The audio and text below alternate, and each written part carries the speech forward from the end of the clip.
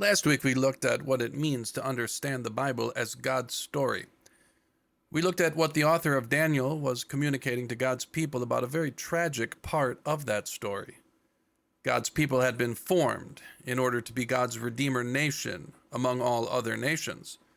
They would bear witness to God by remaining faithful to the covenant that God had made for them.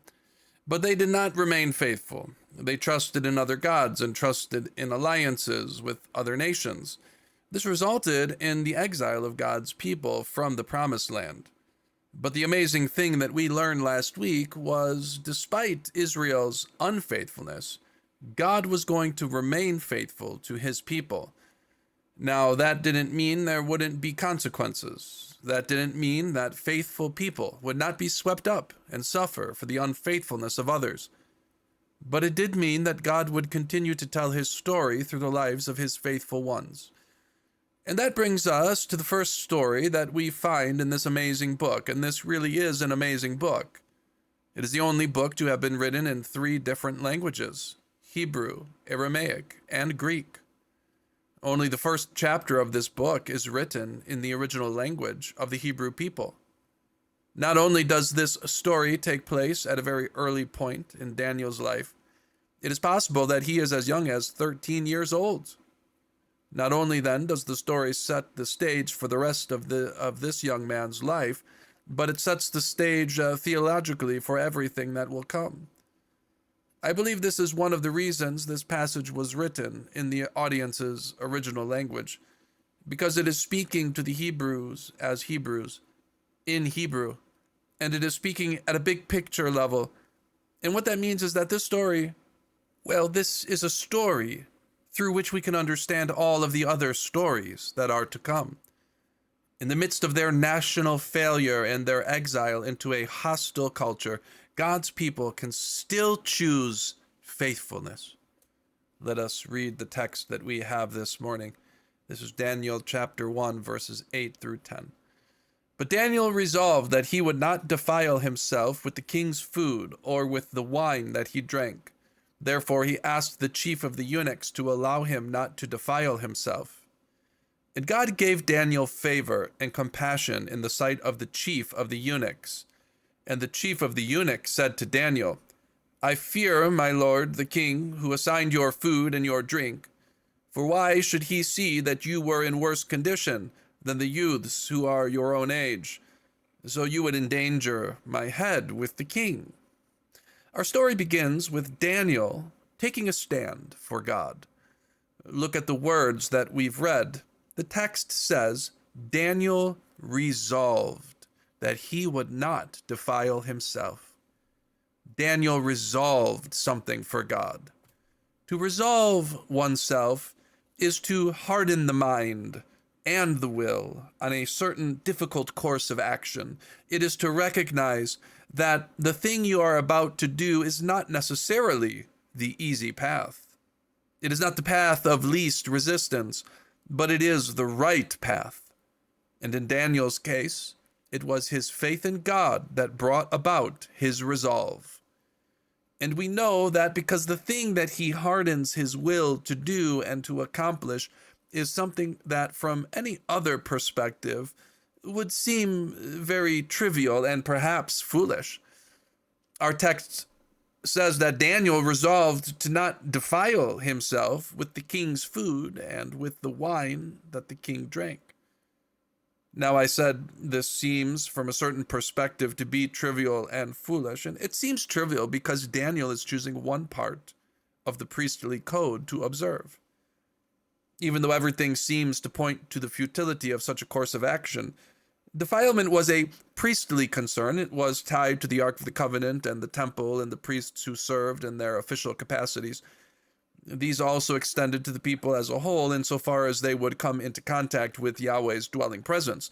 Thus, during the days of the Exodus and the wandering, defiled people were commanded to leave the boundaries of the camp until they performed the cleansing rituals. But once the people settled in the land, these defilement laws became primarily concerned with the people approaching the tabernacle, or eventually the temple, to worship God. Now, there was a very zealous sect that came along about 150 years before Jesus was born, and these, I'm sure you've heard of them, were called the Pharisees. And this sect began to extend the defilement codes to include everyday life. And when Jesus came, this extended set of what Jesus would call the commandments and traditions of men was one of the primary points of contention that he had between himself and the Pharisees. But that was then. Now, in Daniel's day and age, these defilement codes were still considered a priest's concern. Now, I said that Daniel's resolution was apparently trivial from a certain perspective, and that isn't because the defilement codes were a trivial matter, far from it.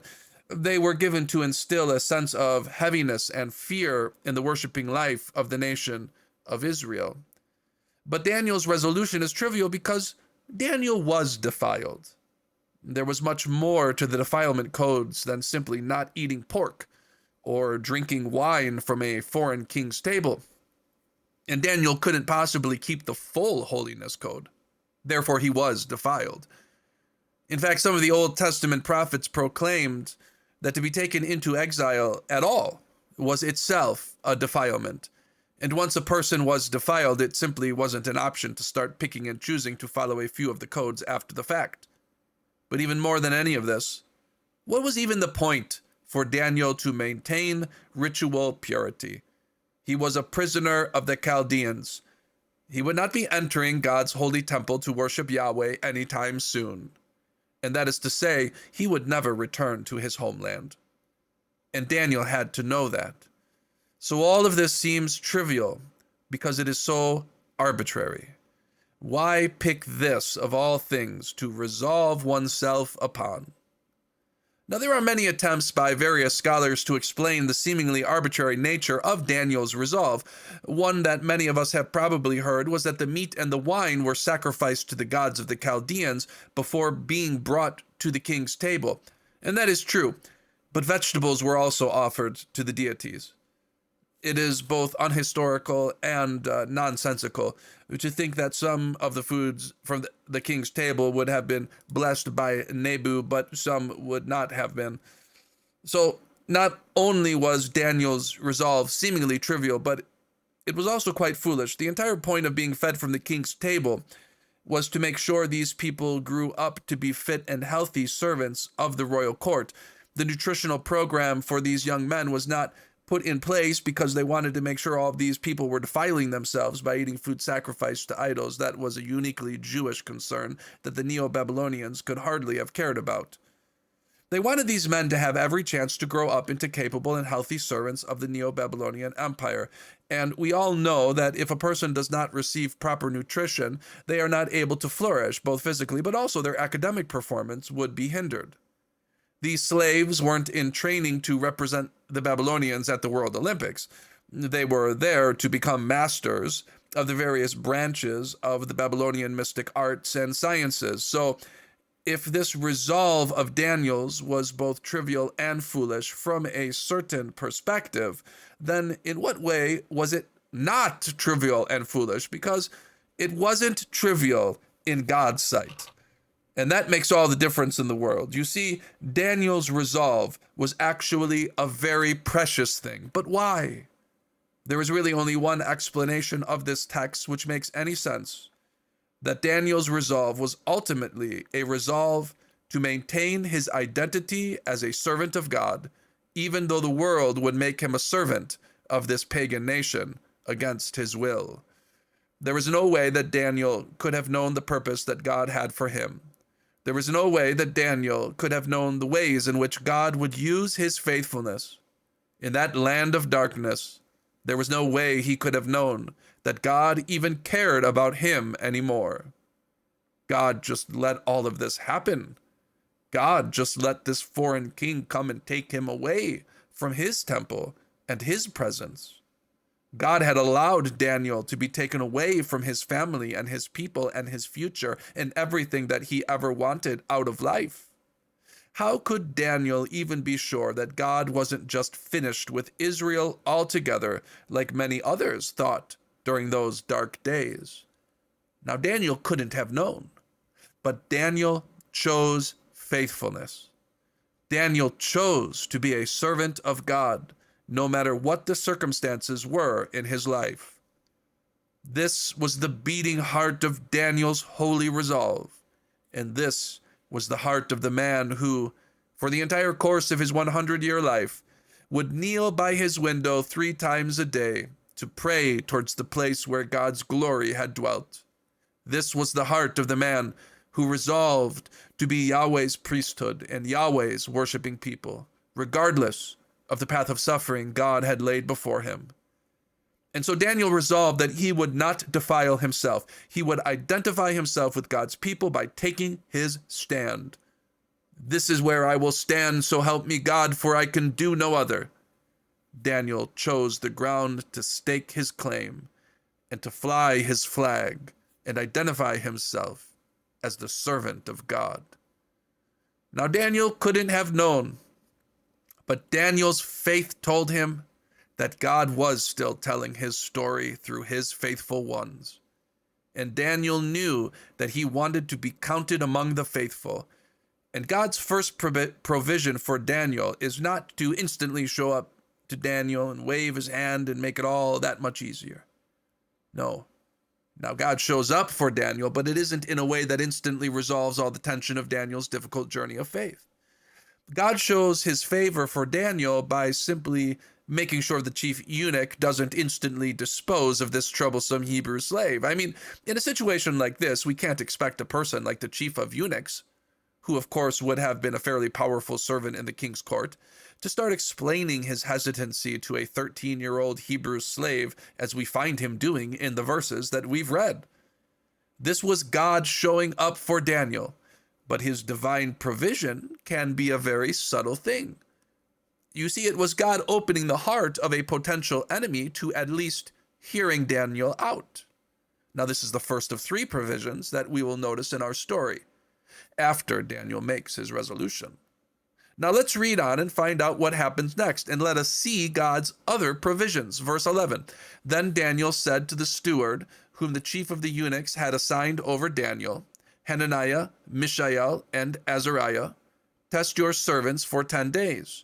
Let us be given vegetables to eat and water to drink. Then our appearance and the appearance of the youths who eat the king's food, let it be observed by you, and deal with your servants according to what you see.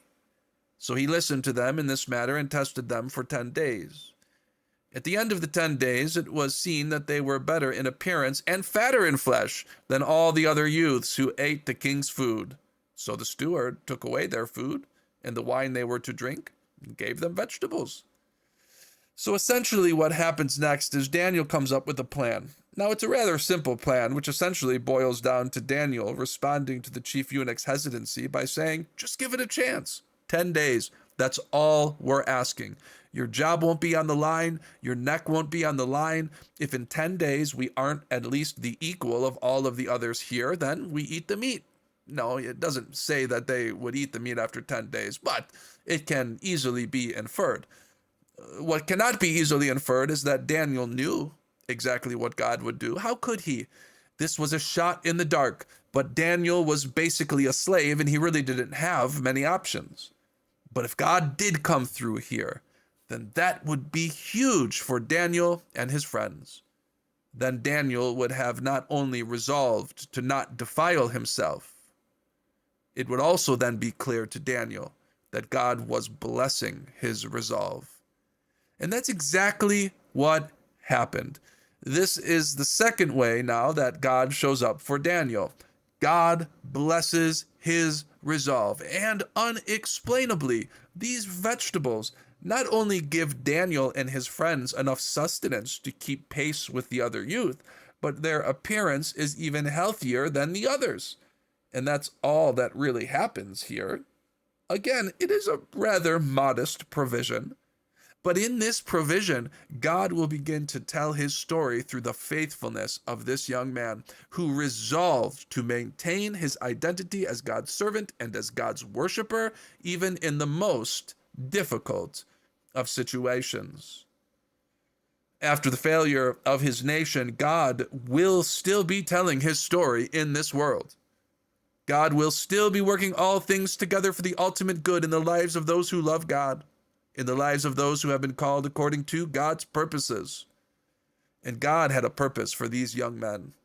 And part of that purpose was for these men to be assimilated into the culture of the Neo-Babylonian Empire and to excel in their new role, but all the while to still remember their true names and to live out their true story as servants of the Most High God. And that is precisely how God shows up for them the third and final time in this story. Let us read that now, starting from verse 17. And as for these 4 youths, God gave them learning and skill in all literature and wisdom, and Daniel had understanding in all visions and dreams. At the end of the time when the king had commanded that they should be brought in, the chief of the eunuchs brought them in before Nebuchadnezzar, and he spoke to them. And among all of them, none was found like Daniel, Hananiah, Mishael, and Azariah. Therefore they stood before the king. And in every matter of wisdom and understanding about which the king inquired of them, he found them 10 times better than all the magicians and enchanters that were in all his kingdom. And Daniel was there until the first year of King Cyrus. That was Daniel chapter 1, verses 17 through 21. So God shows up for Daniel by blessing him with the blessings that Daniel needed to fulfill God's purpose in him. The very God who had given Jehoiakim into the hands of Nebuchadnezzar is now the God who gives to these men learning and skill in all of the pagan literature and wisdom of the Chaldeans. Just stop and think about that for a second, this third and final provision. We're not talking about Bible studies here. We're not talking about Sunday school lessons. That's not what we are being told they excelled in. We're talking about reading oracles and the casting of bones into a dish, the observances of constellations and cycling patterns of stars in order to determine the will of the gods. We aren't talking about Levitical legal code. We are talking about the code of Hammurabi. And to top it all off, Daniel was set aside as someone proficient in the most valuable skill of the sacred and mystic Babylonian arts, the understanding of visions and dreams. This was a branch of ancient knowledge called mantic wisdom. Now, archaeologists have uncovered ancient books that suggest that the interpretation of divine signs was an in-depth and scholarly pursuit. It was a discipline that was set down through accepted procedures and practices. That was the point of all of this training to begin with. And actually, the entire last half of the book of Daniel is an example of exactly what Daniel was trained to do. The Jewish literary tradition known today as the apocalyptic genre has its roots in the mantic wisdom and literature of the Chaldeans. And I know that might unsettle some, and that is actually the point of this verse. You see, Yahweh isn't operating here by the rules of our book, and really, he never does. He operates as he decides to operate, and that can make God's story a surprising story. God's purpose through Daniel is God's purpose through us. Not in the particulars, but we do know the specifics of the plans and we do not know, of course, the specifics of the plans and purposes God has for each one of his servants. But we've all been called to identify ourselves as God's servants and God's worshiping people. Now, we've all been called to live for God as he is telling his story in us. Now, this is Daniel's story, and it is the story of these young men's true names. Daniel, God is my judge. Hananiah, Yahweh has been gracious. Mishael, who is like this God? Azariah, Yahweh has been my help. And you know what? No pagan king could ever change the story of our names. No exile, no sinful master, no earthly power could ever take away the story that God will tell. Nothing can take away our identity as God's servants and God's people. For we also will tell the story of our names. Cast us into the flames. and we will be cast into the flames, speaking of his glorious majesty. Throw us into the den of the lions, and we will be thrown into the den of lions, trusting in the power of our God to save. Lead us to the stake, and we will be led singing praises to our God. And this is what it means to have faith. Not that we know the exact plan that God has for us, not that we know the thing God will choose to do, but that we have resolved. Yes, like Daniel, we have resolved that whatever may come, let us be counted among the people of God. Let us be counted among the faithful. Let our lives be our song to him, for we know that God is able to bless his faithful ones in the most difficult of places. He is able to bless us because he is the God who sits enthroned above all earthly powers, and the heart of the king is in his hands, and the heart of the eunuch chief is in his hands, and the heart of the president, Donald Trump, is in his hands, and the heart of my boss at work is in his hands, and the heart of all of my enemies are in his hands, and most of all, my heart is in his hands, and my life is in his hands, because he is sovereign over all. And his sovereignty will inspire our faithfulness. His sovereignty will inspire it. Let us then resolve that it will. Let Daniel's resolve be our resolve, and let the glory of God be served in the lives of these priests of God who have been called by the name of Jesus Christ. Amen.